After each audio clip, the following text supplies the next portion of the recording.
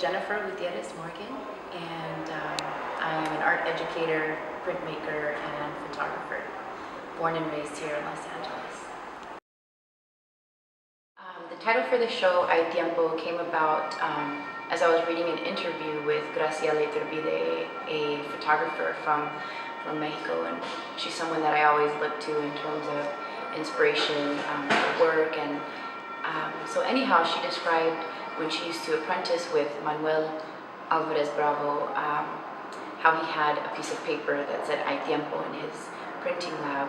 And I thought, in terms of the root of this particular body of work, it was really interesting, the play on words, Hay Tiempo, because it seems like we're always working with or against time, and the root of this body of work is death. And so I thought it was a really interesting complementary play on words. So in terms of this body of work, the process lent to a lot of experimentation. All of the prints are monoprints, and so in that form of printmaking, it lends to a lot of freedom in terms of experimenting, incorporating various materials, and so it was a really fun process to work with.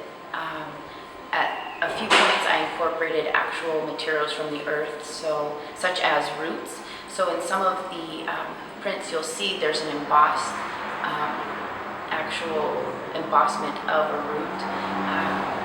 In terms of the color palettes, they're pretty much earth tones, and so I would just experiment with the brayer, with incorporating that root, and really taking information from images that I found in Grey's Anatomy, which I began to just look at as a source of inspiration and ideas, and trying to capture the root, really, of the idea for this particular body of work.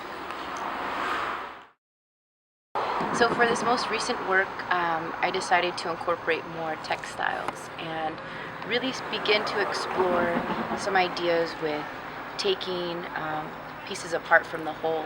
So I would print an actual monoprint, and then I began to just cut it up. And I would incorporate different ideas and lines and gestures that would reflect specific elements of the human body and bone structures.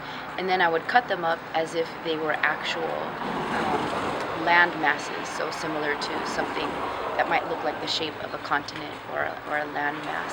And then I decided to incorporate sewing some of those pieces onto the actual piece of textile, and then place them in a way that they slowly transgress from a larger whole piece to smaller broken up pieces, something that would echo the constant transition that our earth goes through in terms of the shifts and the movements over time.